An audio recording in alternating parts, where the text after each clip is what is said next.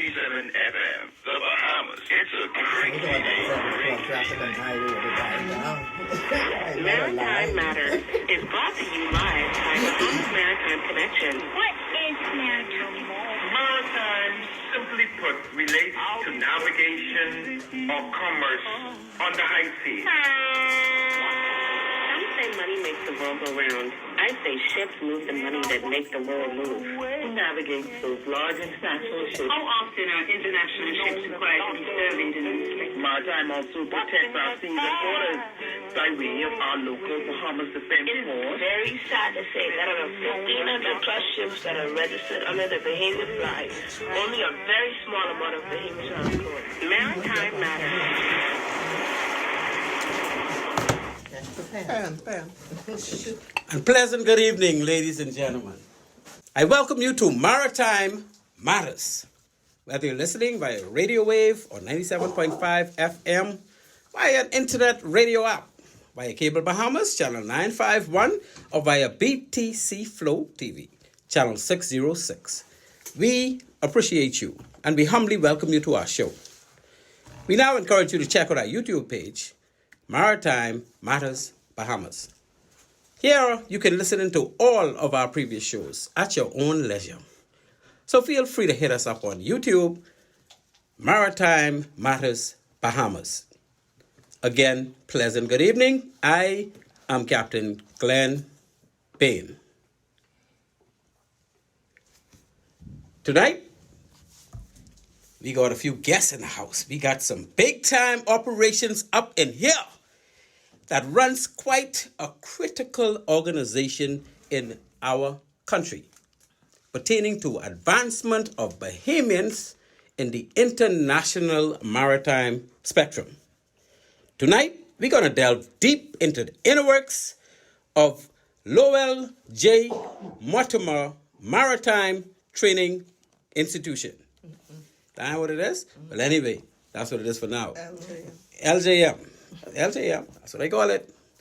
Okay, let's engage this discussion on how enthusiastic young adults are being exposed to the maritime arena by way of engaging practical and theoretical training and by undertaking actual sea voyages as part of the crew on board international ships. How can one become suitably trained to serve as deck ratings, chief engineers, chief mates, captains? So let's do this, people. Let's engage this interesting undertaking. Be sure to stay tuned. Our sponsors for tonight's show, you know the deal. 1-on-1 Pharmacy. Listen, people, you want good treatment when you need medication, little sweet chocolate, little candy. Just check out my little cousin Shantia McBride and her lovely team at 1-on-1 Pharmacy. They are located, East Street South, Charles Sanders Highway. Of course, you can fill your prescription at the store or you can send your refills via the online site, oneononepharmacy.com. That's all one word, lowercase, one-on-one. Y'all let's play basketball. Y'all know the deal. One-on-one. Pharmacy.com. So, when you walk in the door, just say hello to my good cousin Stephanie. She know the deal. She can set you straight. You get a little discount. Don't tell I tell you that, but that's what I telling you anyhow. Get a little discount and get your tints. 1-on-1 Pharmacy. We are also sponsored by Bahamas Maritime Connection. Yeah, that's BMC, that's us. We provide a full slate of ISPS maritime security services. Do ISPS training. We do audits, annual audits. We do assessments, plans, anything to do with ISPS, International Ship and Port Facility Security to-do-ones. Check us out. To the listening audience out there, it will be remiss of me to go any further and not introduce our wonderful producer. Ladies and gentlemen, I introduce to you the insatiable, the man of the hour, the man with all the power. He is fully able, quite capable, the one and only Craig Gibson. And he salutes the crowd, ladies and gentlemen. Boy, Craig is a real military man when he's ready. Or he can play like he's a military man, but he got that salute down back. You are listening to Maritime Matters, people. On this show, we talk maritime.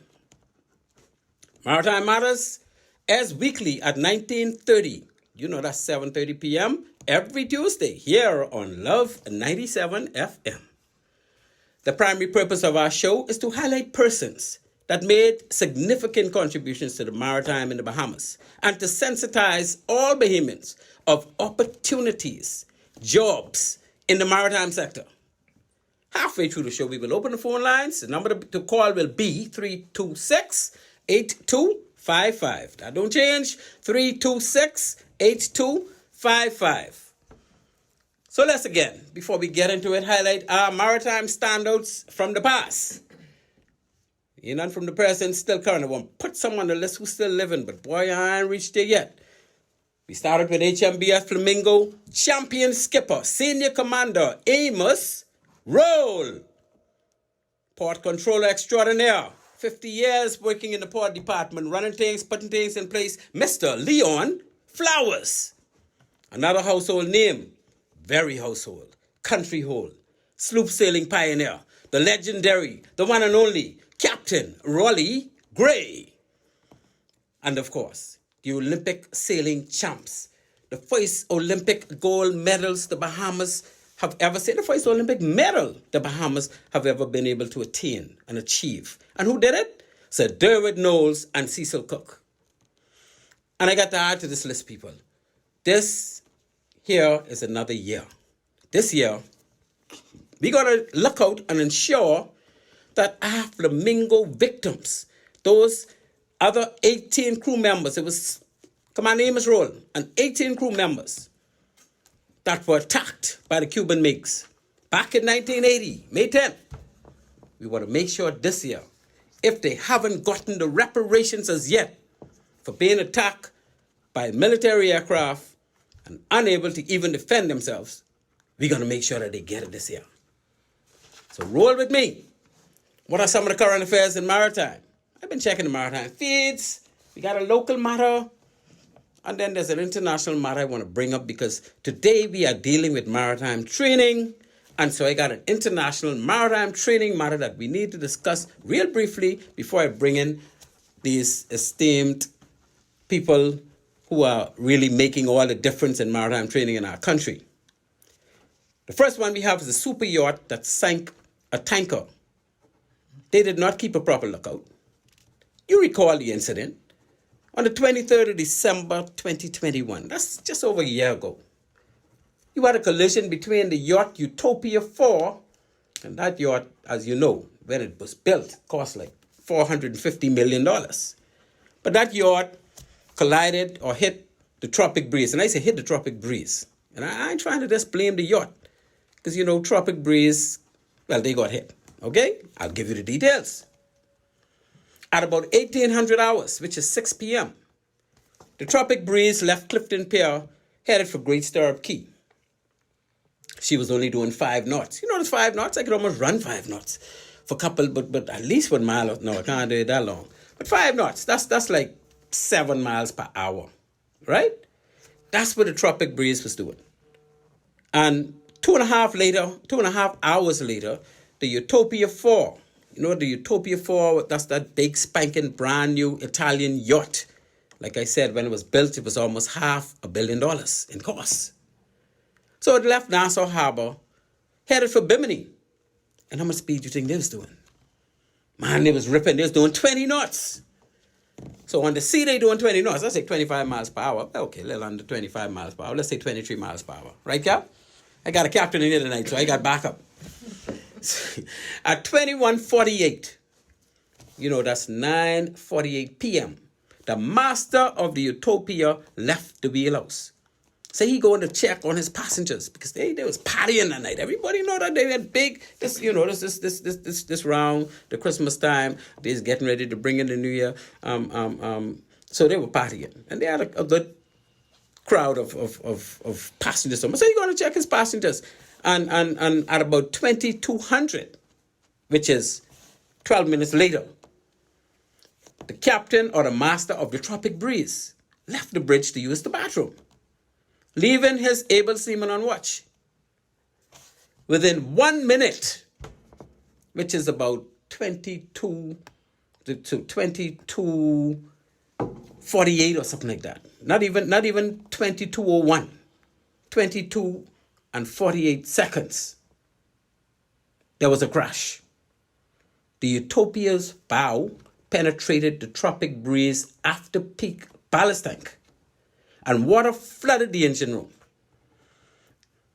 22:15, about 15 minutes right after that impact, let's say 14 and a half minutes, the master ordered the crew to abandon ship. And 10 minutes after that order was given, the ship actually went under to the bottom of the ocean.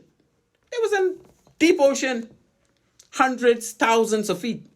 That ship went down. According to the collision regulations, or the call regs, right, Cap? Call regs. According to the collision regulations, right? Utopia was a giveaway vessel. Why? Because she came from behind. And if you come from behind and you're within 22.5 degrees above the beam of another vessel, you are overtaking that vessel and you are required to remain free and clear of them until you completely pass them. But it didn't happen that way. When they was about to pass, they actually ran into the stern because nobody was paying attention. Well, according to the report, this ain't Glenn Bain saying this now, this is the report. Conclusion, neither of the vessels had awareness of the other. Therefore, none conducted a proper lookout. So who do you blame? I don't have a clue. Okay, the second maritime feed is industry advises Philippines on training as European Union considers crew ban. What does all that mean? That means that the European Union don't want no more Filipinos on any European flag ship. You know how much ships out there, European flag? That will put a big dent into the employment. The Philippines take up over 15% of the international fleet as far as providing seafarers. They're the biggest in the world. Well, of course, you got some close to them. You got Ukraine used to provide a lot of seafarers. India provides a lot of seafarers. And then, plenty of countries train people for the international fleet. But Filipino was like in front of everybody else. But guess what? The European Union was about to put a ban on. Did it happen? No. Because in response to that, the Philippine president ordered the formation, and this only last week, ordered the formation of the IACGMA. What that mean? International Advisory Committee on Global Maritime Affairs. It's the IACGMA. He ordered that body. What did he order that? Why did he do that? The IACGMA was required to respond to the criticisms regarding the training and lack of responsiveness to long-standing issues identified in audits of the training programs in the Philippines. So the Filipinos on their ships wasn't up to speed, in other words, and they realized that there was some lacking in their training. They wasn't aware of certain things that they should have been aware of. So the European Maritime Safety Agency, the EMSA, has been citing deficiencies in the training protocols since 2006, with the government of the Philippines promising to address the issues identified. So for all them years from 2000, I must see, but what, 15, 20 years? I don't know, 2006, 2026. Yeah, about 25 years. So for 25 years, the EMSA, the agency in the European Union that deals with safety of seafarers and conduct of seafarers and training of seafarers, they were doing audits and they was finding a lot of deficiencies in the training protocols at the Philippines institutions. So they say, look, you all ain't doing all these things we finding wrong, you all ain't doing nothing about it. We're going to ban all your seafarers from going on our ships. We use people from other countries who's serious. And that's why I got to bring that up, because tonight we're talking about training of maritime institutions. We're talking about auditing them. Well, we ain't going into no details of getting them audited, but we can talk a little bit about that, because we don't want to end up like the Philippine situation where the seafarers coming through our institution are not up to standard. They found to be lacking training and that type of thing, because we Bahamians and we don't operate like that. Okay, thus, the threat to ban the Philippine seafarers from there. And this ain't over yet because there's something hot off the press. Okay? So we can watch this one. We're talking maritime, people. You are listening to Maritime Matters. At this point, we move to our first break. And when we return, we will engage tonight's most special guest. So please, stay tuned.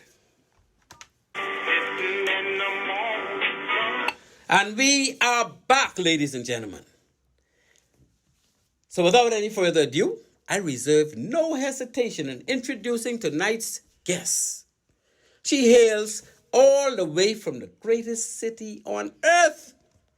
Yes, Nassau. This illustrious lady, ladies and gentlemen, comes most highly qualified, boasting a PhD. I only know what that, I only can say that. I don't have a clue what that's all about, but PhD in the house. And a litany of executive engagements with leading training institutions in our beautiful Bahama land. Yes, it's a lady that in the early stages of life chose the education route. Fully poised for success, this chick waltzed her way to the mountaintop, wrestled with the Buddha Dane, and sneaked a bite off the betel nut. So brace yourself, people, for quite an interesting and informative maritime training discussion.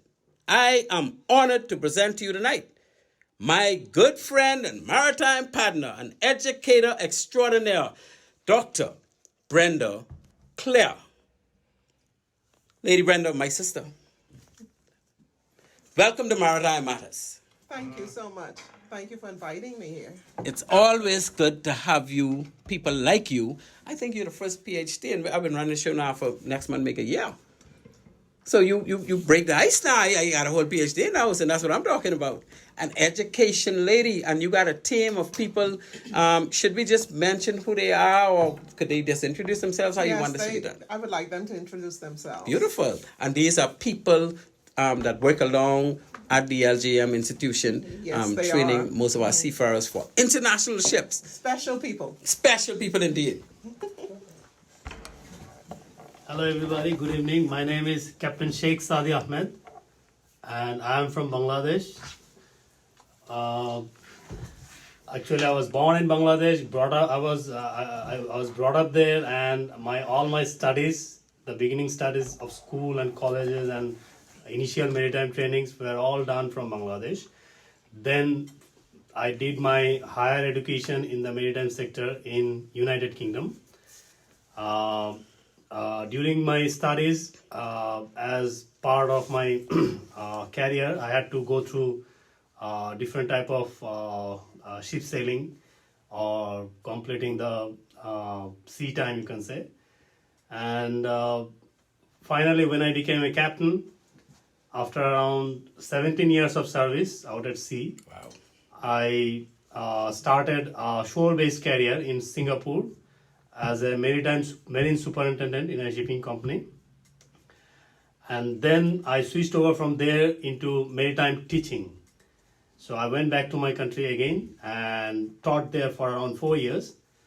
And again, I went for a small short-term sailing for around 6 months as a captain. And since then, I'm here in Nassau teaching basically the navigation, subject navigation, as well as other maritime subjects in LJM Maritime Academy. Thank you. Very good, Mr. Ahmed. I am so, ladies and gentlemen, we get two captains in the house now. Not only me, we got a real master mariner in the house. I only have a little paper master mariner. I only do small ships. We got a real captain in the house tonight, and that's what I'm talking about. And we got somebody else along with him, and Lady Claire. And let's hear this little young operation here. Good evening, and thanks for having me on the show tonight. Most welcome, madam. My name is Willa Mae Johnson. I am a professional librarian by training. I actually was born in Andros, our most beautiful, largest island of the Bahamas. Yeah. In this little settlement, I was born in Black Point, South Andros. Really? And I grew up in Little Creek, I South grew up in Deep Andros. Creek. You See, you did? didn't know that. He's a Deep Creek man. So, you know, we, I guess me and the host have Go ahead. Oh, sorry. Yeah, we have something in common. Yes. And I moved to New Providence when I was almost 10 years old. Went to high school here, finished, I guess, junior high school here because I went to Western Junior when I came to Nassau. And then on to Harold Road briefly and graduated in 1973. So this is the 50th Independence year of my graduation from Prince William's High School in Nassau. I actually went off to Fisk University in Tennessee to do my bachelor's degree in English and a minor in Spanish. And then I came back, worked as an untrained teacher for 2 years with the Ministry of Education. And following that, I went back and did my master's degree in Library and Information Science at Atlanta University in Atlanta, Georgia. Beautiful. And worked a year in Grand Bahama once I was finished with that at Grand Bahama Catholic High School before joining the College of the Bahamas in 1982 as an assistant librarian, and worked my way up and became the college librarian when I actually demitted office in December 2012 after 30 plus years of service at the College of the Bahamas as the librarian. That is wonderful, Miss Willamay. Very, very good. Miss Willamay Johnson. And that Johnson name is a Little Creek name, I know. Because independent thinker, Marlon Johnson, is also from Little Creek. Yeah, that's my first cousin. Yeah, I grew up and down. Like that, I used to be because I named them in Deep Creek. And my people from Beach Key. Okay. Past Marsbit. Yes. Way out. That's my crew. Okay. Right? So I said, we got 2 Andres people in the house and all. We got 2 captains. Now we got 2 Andres people. Now, Lady Claire. Yes, sir. Now, see, we introduce you, but we ain't give you the opportunity to say all of, where you grow up. See, they give us the whole history now. You ain't give us that yet. Whole history. So I want you to just let the people know what you can admit, because you ain't easy, and I want them to know that now. Thank you very much. Well, this is a Bain Town girl. Hello. Little Bain Town girl grew up in Dumping Ground Corner. That's my town. Dumping Ground Corner? Dumping Ground Beautiful, Corner. beautiful. Of Ponciana. Grew up on Market Street where my mom was a hairdresser. My father was a mechanic. Wow. And I went to the Western Junior High School. I don't know if you know the Knights of King George. Yes. That's where I did my primary education. And I went from junior high to Western.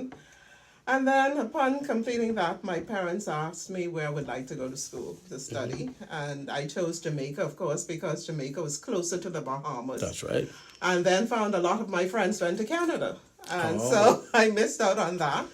But it was a wonderful experience in Jamaica. So I did my schooling in Jamaica, graduated. Upon graduating, I graduated at an early age. And my parents didn't feel I should go off to college immediately. Right. So I started what Willamay does. Well, they wanted to protect you a little while longer. Yes. So you was a librarian for a while. Right. And so having done that, my mom had some tenants in their stores. Okay. And they were Seventh-day Adventists. So they figured, okay, a good Christian school would be good. And so they sent me to Union College in Nebraska. Oh, you went to the 2 U.S.? years. Well, I wanted to Just before Jamaica? This is after. Jamaica was high school. Oh, you did high school in Jamaica? High school in Jamaica. Okay. And this is now college. Right.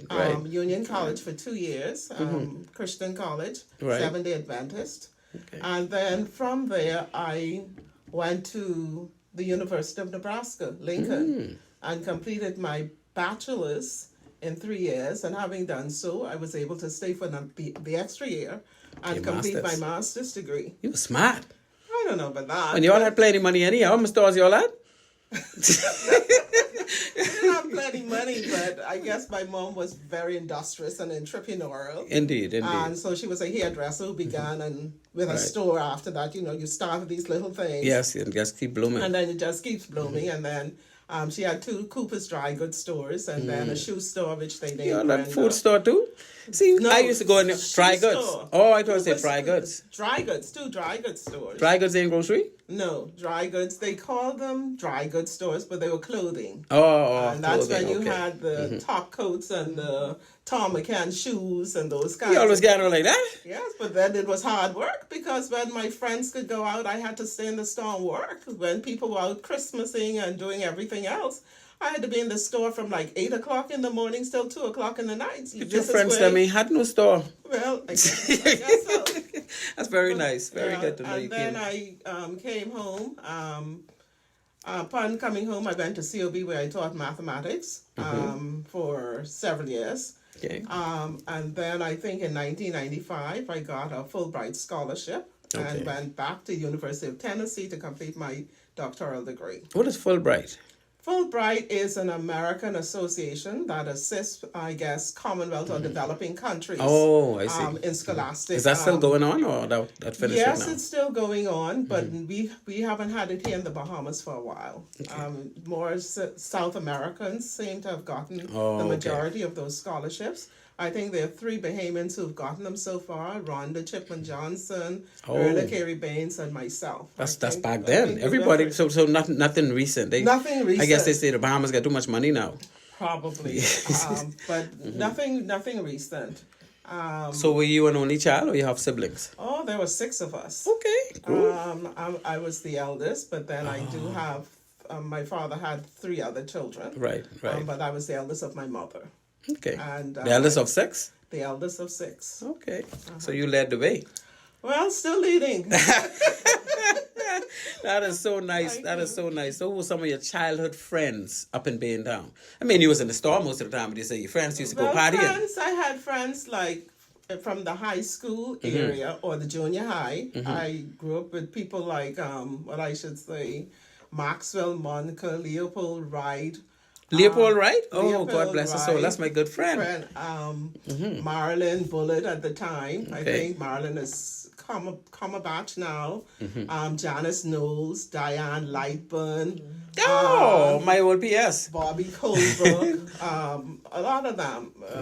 And who else? I think I should say Marilyn Burrows. Who else? So really, you had some big time friends. Yeah, you never used to play with the little old people who saying something, who trying to get somewhere, or who got somewhere. They all look like there's some big names. I think at that time we were a different era. We had dedicated people then. We were, and we believed in studying, and we believed in competitions. Yes, and progress. Competing, exactly. Progress. The only thing I wanted to do when I graduated is I say, boy, all I want to do is get 5 GCEs with C and above, so I could get a job by making $250 a week. That's what they tell me. You get 5 GCEs with C and above, you can get a job making at least $250. And this is back in '79 when I graduated, right? And the Defense Force came around, and when I heard but that, they say, go where? To England? I'll do it right here. Man, I used to be walking the road barefoot. England? And I never dreamed I could go to England. Man, I started studying like mad then. I gotta go on this officer course and do this, and that's exactly how what caused me to even do so well in school. Excellent. Because I wanted to go to England. I was the first person from my family ever gone outside of the U.S., you know. So that was amazing, man. It's amazing what we did back then and how opportunities, you know, we embraced to bring us to where we are today. Yeah, I think so. We embraced the That's right. opportunities. Yeah. So how did we get tied in with LJM? How did we? I mean, you was there from the start. So how did that happen? Wow, that's from your perspective. No, I mean just brief. Well, I think briefly what happened. I had a son who was pursuing maritime. Right. And he piqued my interest in the area. Okay. And then that's little Ivan. That's my boy. Yes, Ivan. Oh, Ivan, the engineer. He's something else. Me and him. We gotta get him on this show. When he come back in now, so I need to know because I gotta get Ivan on the show. Okay. And it was through him and his connections with Campbell Shipping. Right. That we got into starting while I was the dean at the College of the Bahamas. At the time, yeah. At the time. Okay. He had gotten a scholarship to Cal Maritime. That's correct. But he came back and he was quite interested in his maritime. He kept saying, Mommy, y'all can do this. Yeah. And then speaking with the personnel at Campbell's, they figured we could do it. And so we started offering what we call the Maritime Summer Camp Program. Campbell's did? Yes. Just before they started to take on Bahamian seafarers? Way back then? Yes. We started, and they may have started 1 or 2 helping even BMCC prior to that. And when we came in, BMCC was actually assisting us, helping children to understand maritime Yes. through the Bahamas Maritime Cadet Corps. That's right. But they were dealing with students, I think, at the ages of from grades 10 through 12. They still are, yeah, from And 10 so to 12. what we felt, if they're dealing with 10 through 12, we Right. needed to start at an earlier time because a lot of us knew nothing about it. And so we started sensitizing 8th and 9th graders in summer camps. Oh, you did that. At the College of the Bahamas, with Campbell's being the partner. Mm. We started with 100 our first year, and then the next year we went to Freeport and Mm-hmm. started two groups of 25 along with simultaneously with the COB's group. And then the next year I think we went to Abaco, and then we also went to Eleuthera. And we were about to go to Exuma. This is summer camps? All of these were summer camps. For students from like junior high school? Junior high school, and most of it was free of charge. They only had to pay, I think, minimum fee, like $25 or $30. Yeah. And they were able to come to summer camps. And the camps were like 3 weeks a session. You know, it blows me away the extent that Campbell Shipping contributed Oh, they've contributed to greatly. our maritime students. You know, the younger ones who and the opportunities they got on those ships. And I don't know where we would have been if Campbell Shipping was not here. I'm telling you, because even for us where we are now, they are the ones that assisted us. Because what happened was, I think, with the summer camp, Campbell's at the time had something to the tune of some 25 or 26 ships. Right. And very few Bahamians on them, if any. Wow. And their thinking was, why not get Bahamians on these ships, and how can we do it? I thought I was the only one trying to do that, though. No. I realized later on that Campbell, especially Mr. Mortimer, had a deep interest in helping Passion. young Bahamians. He had a passion. Yes, he does. He probably had more passion than me because I thought I was the passionate man for maritime. They wanted to know, how could we do it? And what we thought was, since we had I think the College of Bahamas had a sort of MOU with SUNY Maritime, Right. and persons would have had to complete a bachelor's. Right. They figured they did not need a bachelor's. We need to find a program which is higher than an associate's, but a little less than the bachelor's, so that persons could get on these ships almost immediately. Right. And so Right. what we did was we did some research. We visited several institutions abroad. Jamaica, Caribbean Maritime University. We went to the Philippines. We went to India. We went to South America just to see what they had for us to couch our own you want program. springboard of something that's already Exactly. existing. Yeah. And so that's what they did. And having visited those places, I think Mr. Mortimer came one day, and I think Jamal, because Jamal Smith was there, he was very instrumental in working with the summer camp. I thought Jamal went to sea and he was a seafarer because he knows so much about maritime. But he was in the trenches and dealing with manning in Oh, Campbell yes, Shipping, yes, that's right. That's where I met That's him. right. And he taught me a lot as well. That's right. And in so doing, he said, Dr. Claire, we had just come back. He said, do you know Mr. Mortimer and those bought the property? I said, what property? Yeah. He said, the property for the school. Wow. I said, you serious? He said, yes. I said, well, that's good. And then the other day I went to Mr. Mortimer about 2 or 3 weeks. He said, you heard about the property? I said, yes, sir. And he started talking about it. And I said, oh, that's so nice. He said, but you look like you're not interested. I said, interested in what? So he said, in heading the institution. Yeah, you don't know you am out for it. So I said, And you didn't even know.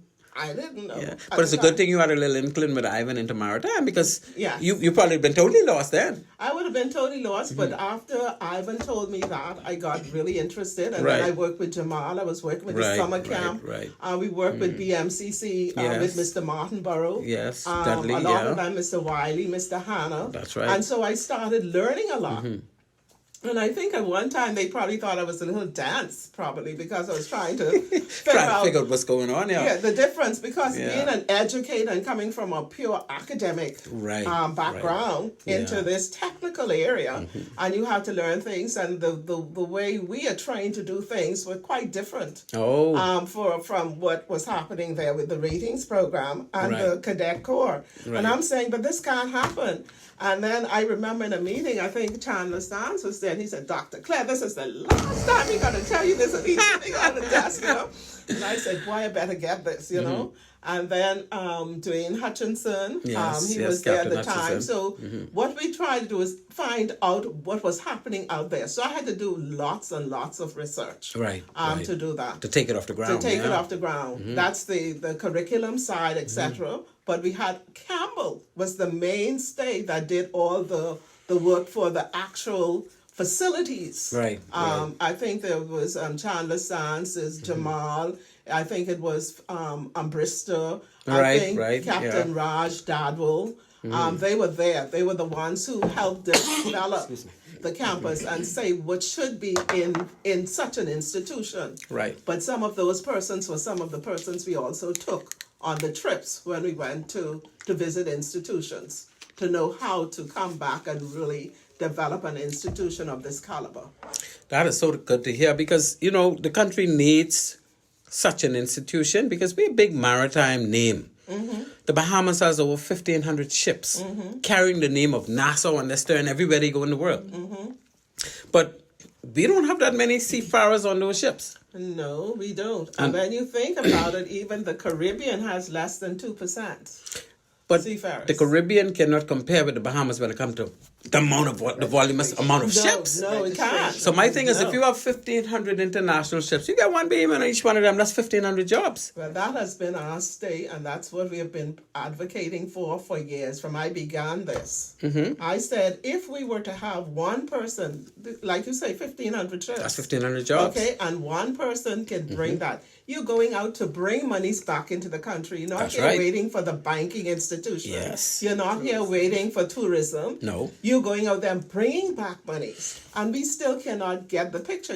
Most of our parents in our country seem to encourage their children to pursue medicine, pursue law, pursue finance and all these kinds of things. I think that's the lack of knowing, though. Exactly. They don't know. Now, the BMCC has exposed I can tell you that the BMC was putting out hundreds of participants, and they're not necessarily people who are going to go into seafaring. No, they weren't interested. But at least they were exposed to it. Exactly. And when you get a job on one of those ships, you're seeing the world, the kind of exposure you're going to get as a deckhand on a ship, international ship going worldwide.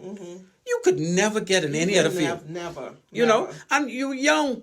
I tell people, And all the expenses. I took the military route, so obviously I didn't have to do that kind of training with like the IMO stuff and the international, because we trained under the military. I trained in England, and the people who, of course, most of us train here in Nassau, but we trained you to go on board a patrol boat. I was 20 years old when I was the captain of a 60-foot That's right. patrol vessel with 14 crew. That's history. And I could go, they could send me anywhere in the Bahamas once I leave Coral Harbor Base, right? And it didn't dawn on me back then what a tremendous, I wouldn't call it challenge, tremendous responsibility. That was. I was, because I don't think they put it on me, because most of us were young. All officers that went off to train, we were all out of school and young and went off and came back. And at the age of 20, 21, we were all becoming captains. Because the force needed captains. And right. we had the training. We trained with the Royal Navy. So we knew how to navigate. We knew how to do all these things. And it's such, I don't know, well, obviously, if I were to be doing training at LJM or some other institution where you're training to become an officer on board a ship. But you're not going to become a captain at age 20. No. Because you got to do 3 years of sailing just to qualify by sea time to be a mate and captain. That's right. So but we were thrust straight into it. But a young person joining a ship at an early age, say 21, 22 years old, probably not even that long. Some of them come to school at 17. And they get that kind of exposure. And not only the exposure, when you're on these big ships, you eating the best of food free. You have uniform free. You don't have to spend no money. So even if you make $600-700 a month, right? Well, on top of that, they can give you a fixed overtime because you paid, that's for 8 hours a day. Right. And you work 10 to 12 because you got to take care of ship. And so they have something they call fixed overtime. And I know this because I did ship management for a while, right? Fixed overtime. And then they have something they call extra overtime. That's right. That's for the situation where they need you to do some other work. And so at the end of the month, you probably make about $1,000 a month, right? Based on your salary in those overtimes. And $1,000 a month, and you're on an 8-month, and you only spend more than $2,000 out of that. And that's during internship now. When you start talking the That's internship. So when you really get certified. Exactly. Oh, nah, I ain't talking about the officers now. See, you talking about the No, big money I'm not people. talking I'm talking about about the rating. Because if I start talking talking about the about officers, I talking about $2,000 a month. No, I'm talking the officers are now 3,000 plus. That I? Yes, ratings are now 17 So why we should 17 plus. we need to really, really look seriously. And I won't start talking about the BMA yet, boy, but I can talk about them tonight. Anyway, General Craig. Yes, Brother Gibson. Could you open the lines, please, in case anybody want to call? Because I got a litany of questions here. Okay, ladies and gentlemen, the lines are now open. We don't need nobody to disturb us, but we'll take your call. We got a long way to go tonight. We got the insatiable lady, Dr. Claire, along with I call her Williams, but I call her Miss Johnson, and Mr. Ahmed, my good friend. And you can feel free to call in. These are the people who are steering and guiding our many students in the LJM Maritime Institute. That's the one on Coral World, what used to be Coral World, in case for those who don't know. And they gave me such a good tour. Was it yesterday or 2 days? Yesterday. For the first time I went there. Shame on me and shame on Dr. Claire them, right? But that's the first time I went there. Big maritime man like me. And I saw, because obviously for me to certify, I had to go to Fort Lauderdale, and they had some institutions there. I need to call their name, right? They got Star Center, and they got Maritime Professional Training. And I did most of my training at Maritime Professional Training. So I would have seen exactly what the setup is required to get my ARPA, my Radar Observer Unlimited. And when it came to advance and firefighting, we had to actually go to the fire department. And I did crawling through all them hot buildings and all the rest of that. And of course, you do all of what you need to do to become certified. And I did that. So I kind of know what to expect in a training institution. But I want us to be like Philippines, but obviously better because, Bahamians smart. And we got good training people. So we could be able to really get, and we got to get some Bahamians on our ships. I always saw it as a difficulty to tread that needle. We could talk about that a little more too.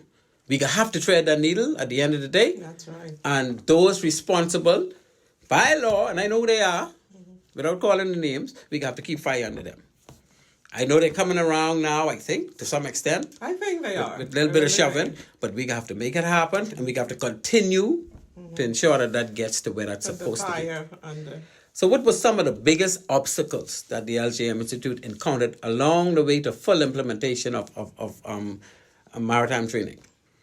You was there from day one. So what was some of the biggest obstacles? Because, you spend so much money. You spend what? Some $30 million to put that infrastructure in place? $30 million to put that in place. Wow. Okay. See, people need to know that. And that wasn't government money. No, that wasn't government That money. was real money that somebody just decided they can invest in an institution for Bahamians. So why can't we have 1,500, 3,000, 4,500 Bahamians? If you get 3 on each ship, that's 4,500 jobs. Okay, I will tell you some of our challenges that we've had.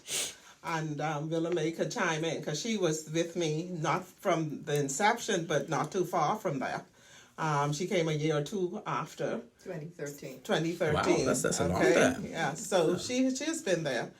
But I think for us, we found, again, too, people are not aware. That was one of the biggest things. Okay. So it's marketing, getting persons out there to be aware that we exist.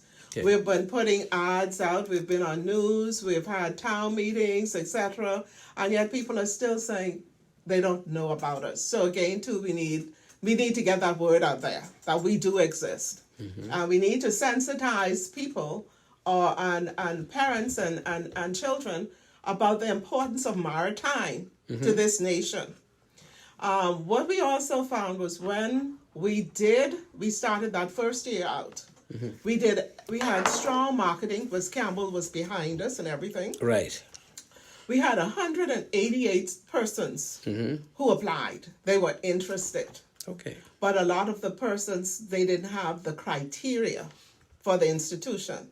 Because it's maritime, people think you don't need to have any education. Basic education, yeah. Exactly. Boy, maritime ain't no easy road. Okay, especially if you're talking being an officer. Cadet? Oh, no. Okay, for an officer program, you do need to have math, You gotta be English, sharp. chemistry, and physics. That's right. So we were looking for 4 BGCSEs. Right. And what we found was a number of our, public schools do not teach the sciences like that, the chemistry That's and true. the physics. That's true. And so that was a challenge for us. So what we had to do was That's for the engineers only, eh? For the deck too? for the deck must Because I have never some- had those things. And They I must got, have some chemistry, because when you're dealing with ballast water and those kinds of things, Right. you must Yeah, have some of stability. that. Cap, am I right? Yes, you are right. Okay, so as a prerequisite though. Yes. yes, to get into to school, yes. But I got my certification and I had no chemistry.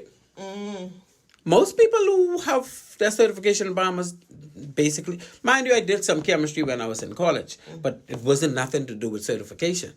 No, the chemistry is a part of the certification. It's a part of your training. It's just Right. like you need 5 BGCSEs to get into College of Bahamas. Right. You need 4, and that's your 4 that you need to get into us, because once you get there, you need to know some of the different elements in the chemistry to make it. What about people who going off to SUNY, They Cal do. Maritime, but they don't have to have chemistry to do DAC?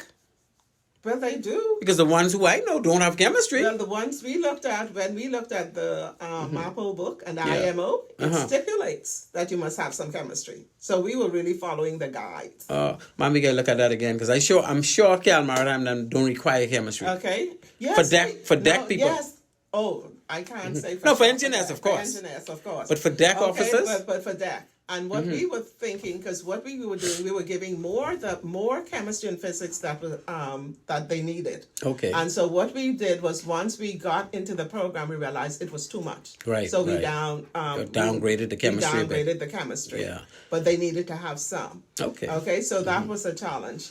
Another challenge that we found, that although we charged something like $16,000 a year for the whole program, which is equivalent to a SUNY first year, we found a lot of people could not afford it. SUNY's a lot higher than that, though. Yes, it is now, but that's what I'm saying. But we Okay. charged 16 and 16,000 for the whole year, 3 Yeah. semesters. But for the kind of facilities you guys have, that's cheap.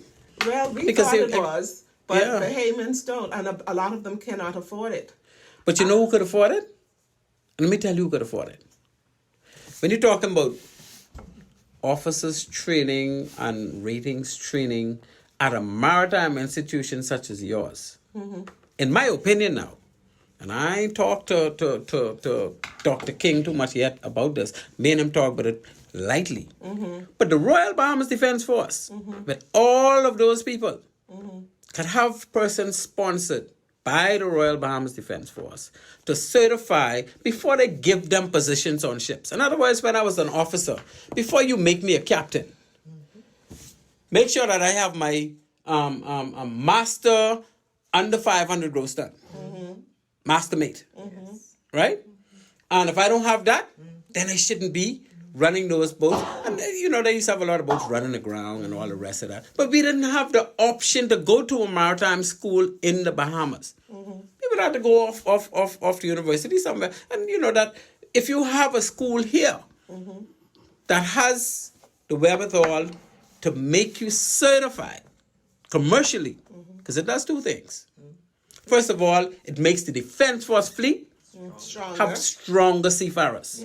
Even somebody who's going to be an able seaman or marine seaman. You don't serve until you get your certification and that could be a prerequisite for them to even request to join. Because Defense Force is about going to sea. That's right. You know, a lot of people go on Defense Force and don't go to sea. That needs to stop.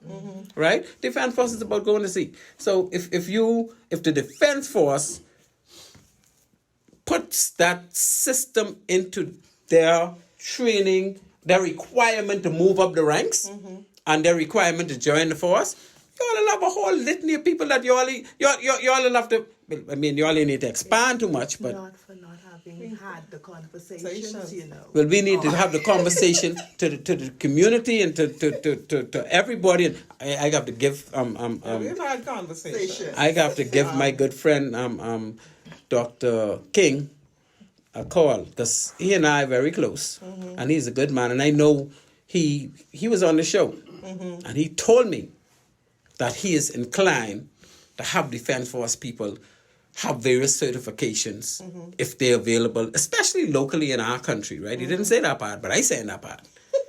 To, you know, because when it comes to, let me tell you, I've been in Defense Force for 18 years, right? When it comes to promotion, that's how you can separate the goat from the sheep, you know. Exactly. Because if the fella fail the course, he don't get promoted. And who you could blame?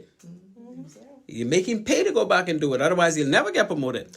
But I think you do have a point there too, because we had some of our ratings, some of their rangers who came to our ratings program. And a couple of them came to me the other day and said, Dr. Clay, you know, we've been promoted even over persons who've been there.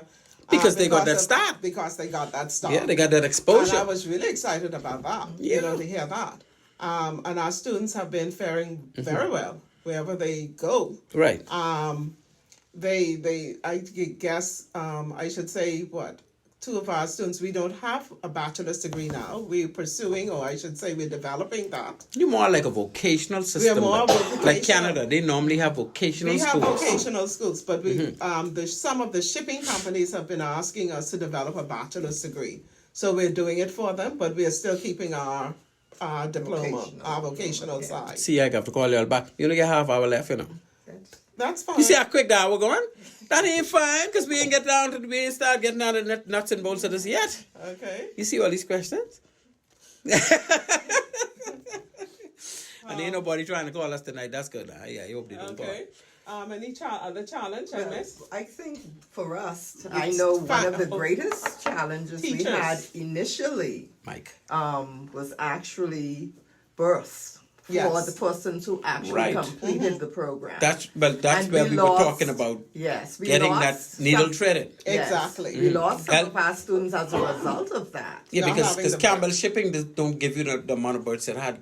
I don't think they have all that births anymore. They didn't have, because we had 41 students in our first cohort of intake, and so finding births. But we got 1,500 ships carrying our flag. Yeah. But it's not mandatory that they carry. But it ain't be mandatory. But we could lotion. Somebody could lotion and get us on them ships. That's who helped us in the end, because what happened was we approached the Bahamas Shipping Association. Right, the BSA. And they did help us out tremendously. Wow. And that's how we got that crew out.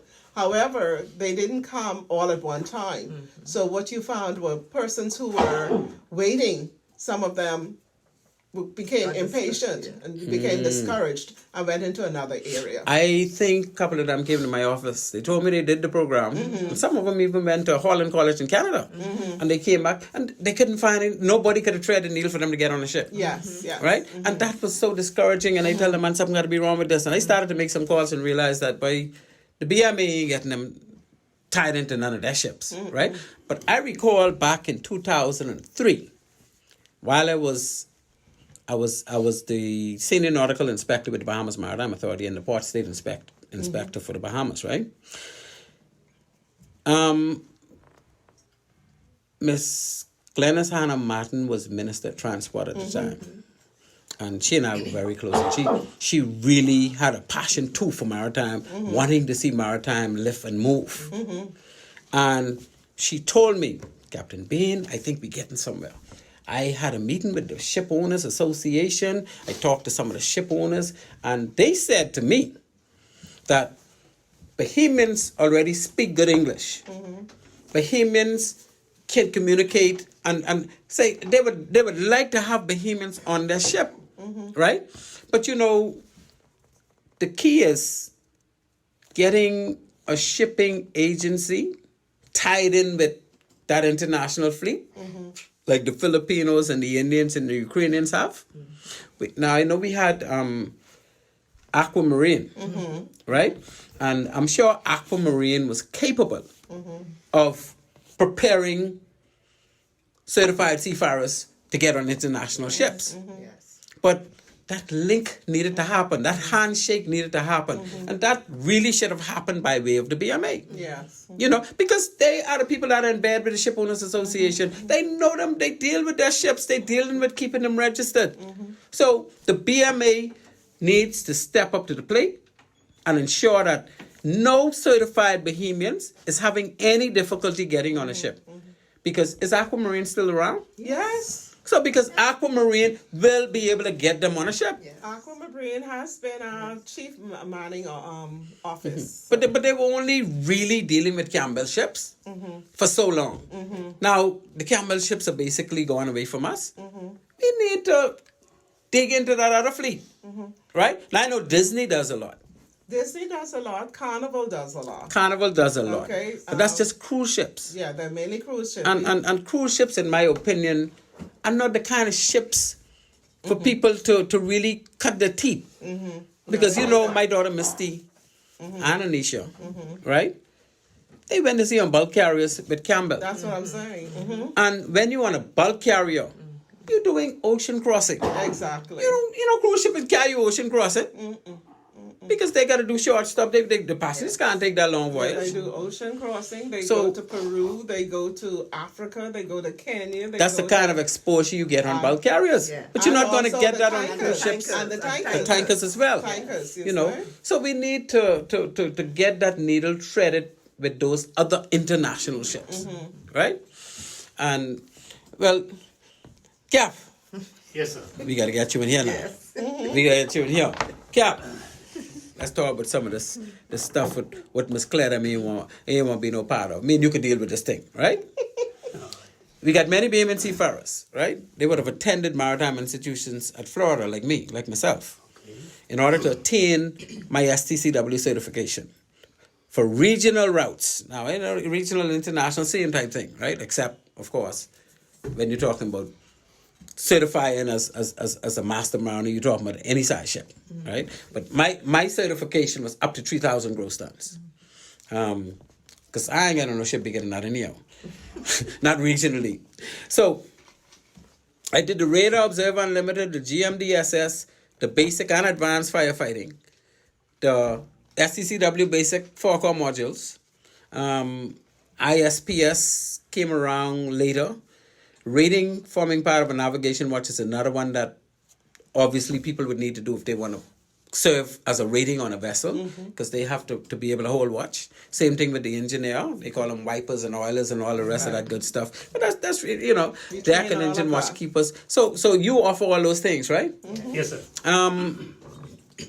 What is the most attractive one, or which one of these most people? Is it the deck officer, deck rating, engineer officer, or engineer rating training? Excuse me. Yes, sir. Which one has the most volume of applicants or people or candidates?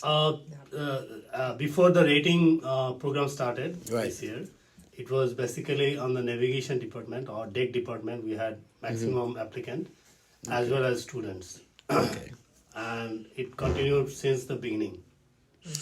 What about okay, so the deck, because Yeah. even in my days, the deck. Yeah, they dominate. The Bahamas hardly have any engineers Yeah. other than Hassan and I mean I could probably count them on one hand that are certified to serve as engineering officers on board ships, the whole watch, right? Because obviously engineering called for a lot more academics, Yes, sir. right?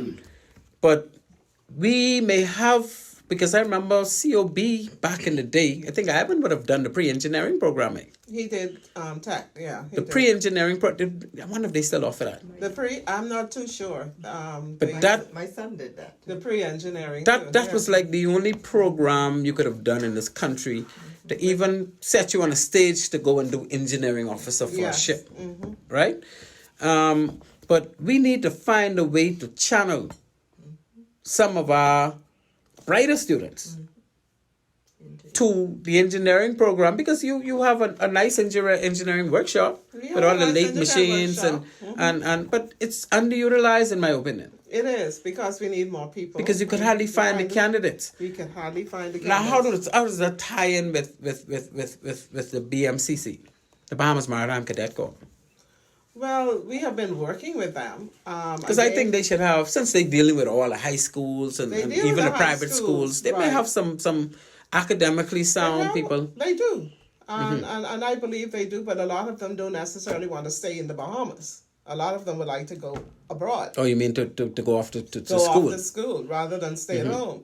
So we're finding that to be a challenge with Right. the BMCC. Sometimes the children, the parents would like to keep the children, but then the children are saying, no, we would like to go abroad. So the Right, parents right. go along with the children's desires.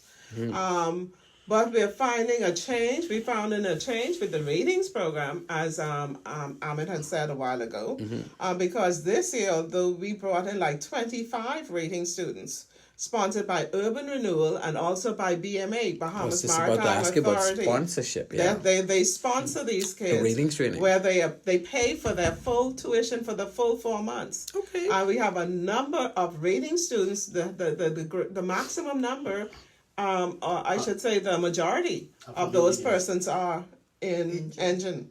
Engineers? Right. Where the Yes, demand this is surprising. That's This is where the surprising. demand. Why I'm so surprised? We were too. But they should be able to. I mean, once you get a link, they should be able to get jobs just like that. Just like that, because they're the first crew that are always asked for. When you see ships come, Yes, they want. Campbell's will come, and Campbell's will take the whole. They want wipers and oilers. Yeah. They will sponsor all of our engineering students, Wow. basically, because that's what they need. And so you find even Carnival asking. Now, the only difference between those and Disney is looking for females. Disney, What? Only females. Disney sponsored 4 female officers. Full sponsor. All the other scholarships are partial. Disney sponsored full sponsorship where they paid even their persons $175 a week. Paid for all their books and everything. So, what's the reason for that? I have no idea. There seems to be, probably I figured because the president is female, she's pushing the female. And there's, the ratio of females in the maritime sector is small, and so they're trying to build beef that. that up. Even the IMO Yes, really pushing that. always Yeah. pushes for Yeah, females in maritime. Yeah, working on And women in yeah. maritime and promoting. And so that's Disney's Yes, focus. Yes. Right. Okay, that's fine. Well, I mean, we got it, so we better hold on to it. But they sponsor more than 4. No, this year, because of the COVID and what has happened, the number has dropped to 2 persons they're sponsoring this year. Yeah, they've been taking some hits. Those cruise ships have been taking some they hits. have been. Because if And you, so you know, the numbers have increased. Decreased. But we got 19 minutes left. Producer, ain't nobody calling? Or the phone having no issues, right? Okay. Sound like a plan. Okay, so Cap, most of those ratings that are engineer ratings. Yes, sir. And are you going to be bringing in that amount every year? I mean, is it intended for that to be a continuous? Well, that is the intent, because what is happening is BMA, we had asked for assistance. Right. And BMA has agreed to sponsor 10 cadet officers and also 25 ratings. Every year? Well, I don't know if every year for this year. Is that an annual? I hope it's annual. Well, I'm hoping it's annual. And so we are saying, so we're putting it out there, and also Urban Renewal. We're trying to get them to do the same. So if we can do 2 groups of 50s a year, or even 3, that would be a good, what I should say, good. That'd be a good boost. Injection to keep things going. for the country. For the country and for that. for the shipping. If you pay $30 million for an institution to be in place, we need to utilize that. Exactly. And the government, more specifically the BMA, should be more than happy to assist in getting that, because now they didn't have to bill it. Because quite technically, if you ask me, they should be the ones billing it. every third world country like my country, Bangladesh. Yes, it's a they poor- built the institution, It was a the government-owned poor country. Now it's institution. coming up slowly, but it was a poor country. Uh-huh. Whereas we had the Maritime Academy since 1962, before our independence. Really? And the poor government always subsidized that academy so that the maritime community builds up there. Yeah, you can get And jobs from now, outside the as country. it is a big community, now the fruit is coming back. Yes, yes. So now they don't have to, siphon so much of money anymore. That's right. So is Bangladesh a big maritime crew feeding country? Yes, sir. Yeah. Yes. Oh, so yes. And it happened because of the patronization from the government. Right, the government made it happen, so the Bahamian and now it's government paying for itself. Yes. That is so good.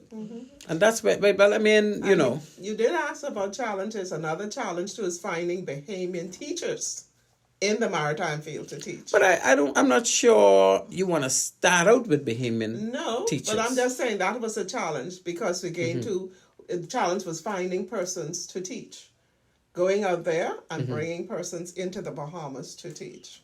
Oh, you mean finding people to bring in? Yes. But that shouldn't be a problem. Now it isn't, but it was for a while. Oh, it was hard to find people? Hard to find people, especially the engineers. Finding them and the types of, what I should say, remuneration that they want. That was available, yeah. That's available. You couldn't meet their I couldn't meet demands. that. I couldn't meet those demands. Yeah. I'm better able to meet them And plus you now. can accommodate them because if they come into your country. Oh yes. Yeah. Yeah, you have to.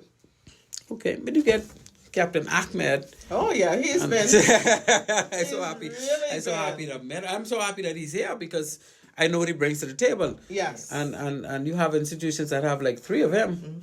You know, but I think we just need to keep looking on getting the growth Yes. of I this think- institution where it needs to be, and it needs to be an annual. We need to be turning away people now. And by the way, I should mention additionally that the children, Right. the latest childrens, they should be given some idea about patriotism also. Because what I saw in the students, when I asked them like, well, foreigners like me may not like to stay whole of our life Right. in Bahamas. Right. So you have to take charge at some point. And none of them, I tell you again, I repeat, none of the students were interested to come back to Bahamas and to become a teacher, a maritime teacher in LJM or whatever. So probably at the early stage, you see what happens is once you start sailing, and you sail for 10, 15 years, at some point you want to come home because you probably didn't start a family.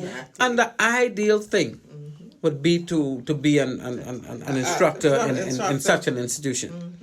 So they would have the experience, they would have the know-how, and it should be easy. So the thing is, and that's why I kind of, when Lady Brenda, when Dr. Claire was saying to me, you know, we couldn't find the Bahamians to. My thing is, we're not matured enough in the maritime industry to have people. Yes. But now that you getting engineer officers, you're getting deck, and you've done well. I understand you got some females aspiring to be master mariners, and they're well on the way. Oh yes, definitely. You care to speak about 1 or 2 of those? Well, we have, I would say, Shanti Pearson. Okay. Shanti Pearson was one of, I think she came for the first group, Yeah. 2014. And What ship is she working with? Which Royal company? Caribbean. Or Royal RCCL? Caribbean. She's a second officer now. She's a second officer? now. Yeah, Beautiful. she's doing well. She passed the exams. We also, and then just Trevon Ferguson again came through the route of Freeport. Right. We have who else? Who is he working with? Is he with RCCL as well? Royal Caribbean as well. So we ain't got nobody with Disney? Bonamy has come back. She was on sea with Carnival, and she's back now. She's a managing officer with Campbell's. Beautiful. In their So office. she stopped sailing altogether, or She stopped sailing. so what she was what, second officer? I think she was second. She was going into second. And be it or not, she was the first, I should say, Bahamian or black officer ever to work on a ship. On Royal Caribbean as an officer, Carnival. female Carnival. or Carnival? Really? So she made history. And then talking again about Shanti Pearson, again, another history. When Cal Maritime, I think I started to say that, Cal Maritime had invited us to send a student to pursue their bachelor's degree. Right. And we recommended Shanti. And someone else came and asked if they can go to Trevon. Okay. Caribbean. Caribbean Maritime. Or Caribbean CMU. CMU. Yeah, in Jamaica. And, yes. Uh-huh. Caribbean Maritime University. Right. They asked for one person, we sent two. Okay. Those two persons graduated valedictorian and salutatorian. Wow. Oh, they graduated at the same time. They graduated at the same time. And they rip up everything. They took everything. And the next year, Wow. they asked us for two. We sent three. They did the same thing. They did extremely rip it up well. again. And now they asked us for 8. So 8 of our students they've taken. And these are all officer cadets? Yes. What the ratings? The ratings, the ratings would have to complete with us. Okay. And whether you know it or not, when we began the ratings, our first group of ratings, there were a couple persons in there who were very passionate about the maritime field, who showed strength and who did extremely well in their academics. We actually admitted them with a scholarship into the cadet officers program. Beautiful. And they've done extremely well. And that's just They've it, done you know. extremely well. One we took a chance on. What the guy? Huh? Pratt. Nicholas Pratt. Nicholas was 35. And we took an opportunity. He came through the ratings program, went on Campbell's ship, bulk carrier, and Campbell's are now waiting for him to complete his exams so they could fast track him. So he's going to be a horse piper. He's going to now become an officer on board. Yeah. Well, you got to see time. All he need to do is pass the exam, and Exactly. That is so nice. So we're looking now from a year, but like right now, you got students first year, second year, third year, or everybody's the same? No, we have first, second, and third. Okay. And we have ratings. Right. And we the ratings training is for how long? 4 months. So the ratings training is 4 months, and the officers training is 3 years. Yes. And that include the officers training includes sea time and everything. Yes. Okay. So how the ratings when they finish after that 4 months, they good to go? They good to go. So how often do you bring in the ratings? If it's only 4 months, you bring in what, 2 sets a year? That's what our plan is, to bring in 2 to 3 groups a year. Okay. Okay, if we can get the sponsorship, like I started to say, The sponsorship that would be great. and get the needle threaded at the end of it. Yes. So we could get them And out we there. also do other training along with BTBI, the For Readiness program, where any student who enters that program does the basic STCW. So they're ready to work on ships as well. So be it an engine, plumber with the STCW, he can work on a ship. The hospitality or the catering, or I should say also the cosmetologist, any of those kinds of persons who have those kinds of skills. Once they do the STCW along with it, they can then work on those ships. We've been doing that. We've also been doing training also for BPL with the operators. Oh, yeah? Okay. We've been doing lots of training. We've done training for Brazil engineers. They've come So down. BPL has found y'all in Defense Force and find y'all? Well, that's it. We can't understand it. But Yeah, man. I'm sure Dr. King is going to be able to respond to that, BPL, because that's not nice. Yeah, we've been doing BPL. And then we've also done engineers for TK Shipping. They've sent their engineers down for 3 weeks. And we don't have housing. Right. Again, another challenge. And so they've lived in Breezes. They were sponsored to live in Breezes for 3 years, where we train them. 3 months. We train those. Then we also do training for the cruise ships as they come into port. We do training for them as well. Do you have plans for accommodations on site? Yes, we do. So what kind of time frame you're looking at before you could probably have 1 or 2 buildings that can facilitate people coming into the country from outside to do training and actually live on site?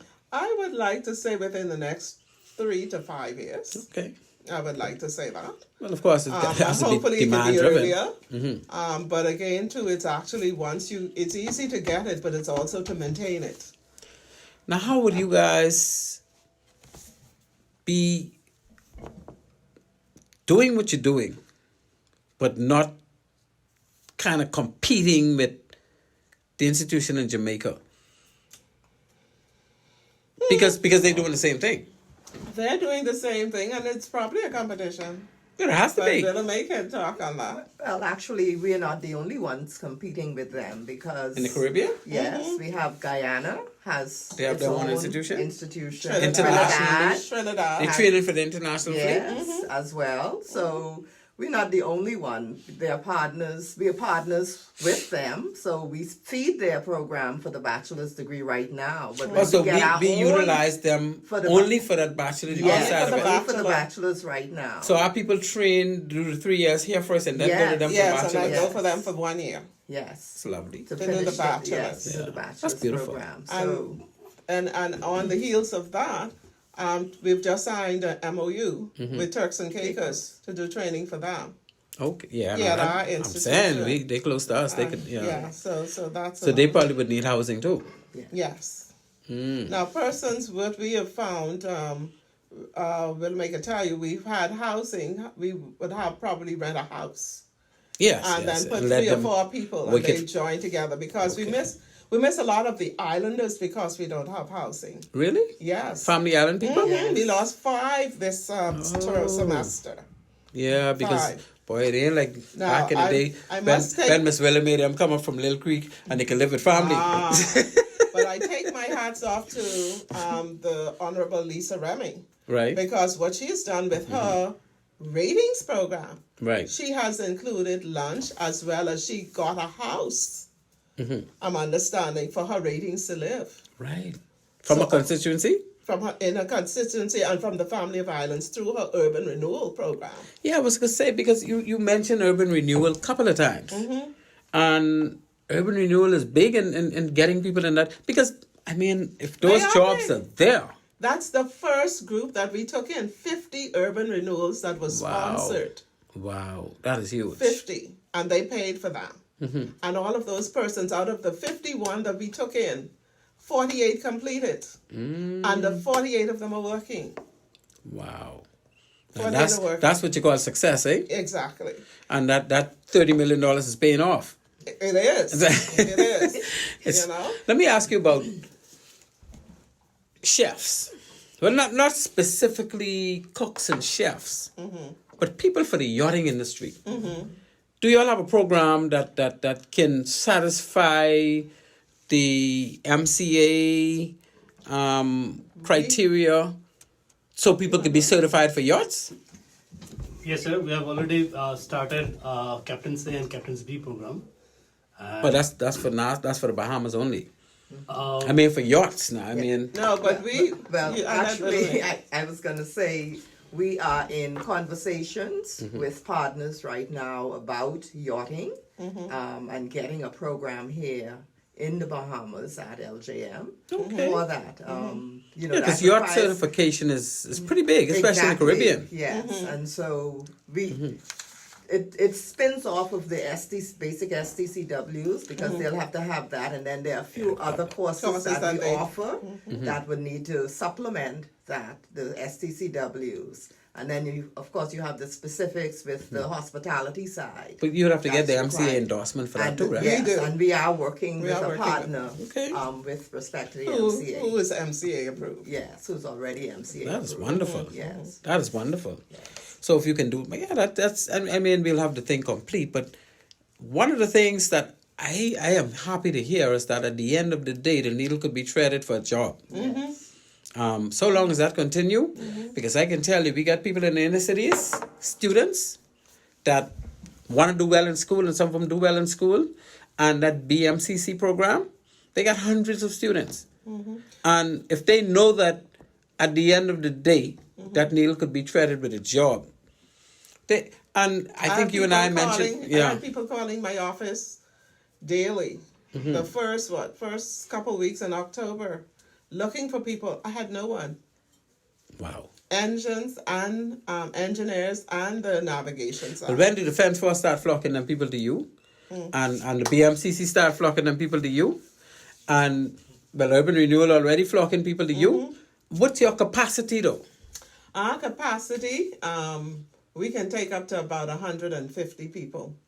Wow. You At can one take time. at one So time. that'll be 3 different years. Yeah. Well, three for the different- officers. Yes, 3 different And, areas. and the, rating. the 4 months ratings. Right. And we can take 3 groups of ratings in a year. So if you say 3 groups of ratings in a year, that increases it to another 100. That's right. You see? So we can do that. Because you get 3-4 months. What about summer courses? For students that are still in school and they can't do a full-time thing unless it's summer. Now, I think in our discussion when you were there, We did mention- we did mention probably looking at something like that. Particularly with the 4 core modules, basic the 4 training, modules, and the A and B course. in the A and B. For And so domestic. that once they've completed and at the age of 17, 18, Yeah, they can have they can those be out of the way. certified as a rating. Even as a deck rating As a or deck engine rating. So that's something that we can look at for the summer. Yeah. We do summer Some- programs. Yeah, I was going to say we do summer programs. Sailing. Yes. We do a sailing program is sponsored again by TK. We're gonna make her tell you a lot about that. Okay. She spearheads that one.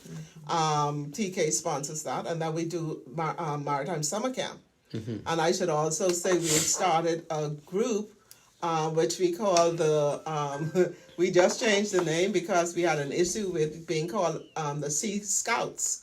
So Okay. we called it the Snappers, the LJM Maritime Snappers. What type of where, group is where that? that is for 5th and 6th graders who are still interested in maritime, but we see them every 3rd Saturday of the Okay. month, where we're trying to sensitize 5th and 6th graders, And just keep and them it's aware. fully Yeah. sponsored, okay. just to keep them aware of what's happening in the maritime, to sort of channel them. This is and be a outside of the theater school program. system. Yes, outside. So this of- is like the urban renewal again, or no, No, not urban renewal. It's us. They were what I should say. Yeah, these students, a number of them would have attended the Maritime Summer Camp this summer. okay, so Yes. they're branching out from And that. so they're branching out from that, and we're continuing. So Keeping we're them trying to keep tuned them in, for yeah. the full Full year, year. Right. engaged Right. in maritime thinking, and then they move on into the 8th and 9th grade Maritime Summer Camp that we do, or the sailing camp that we do every year. And, That's so wonderful. and they can go into the BMCC program. So from primary school straight through high school,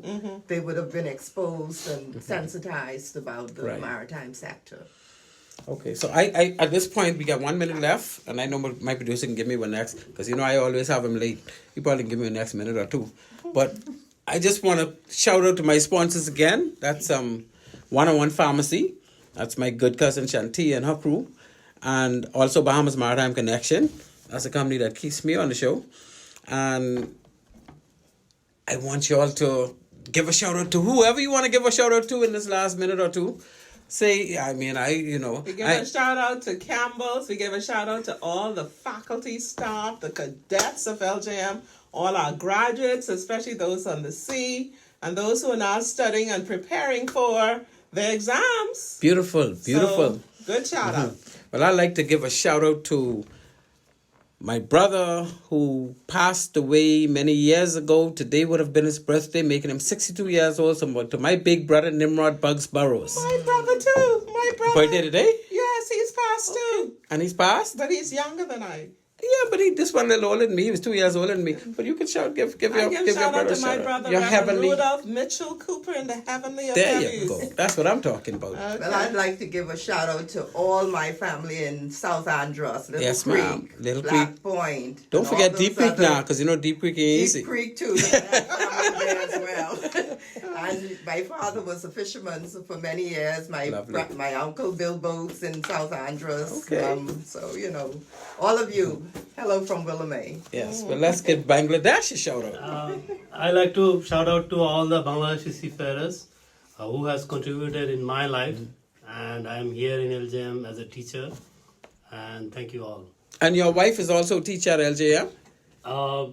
She is Volunteer. volunteer. Oh, okay. She's a Beautiful, volunteer beautiful. basically. Well, we'll say hello to her for her time and her assistance helping us out.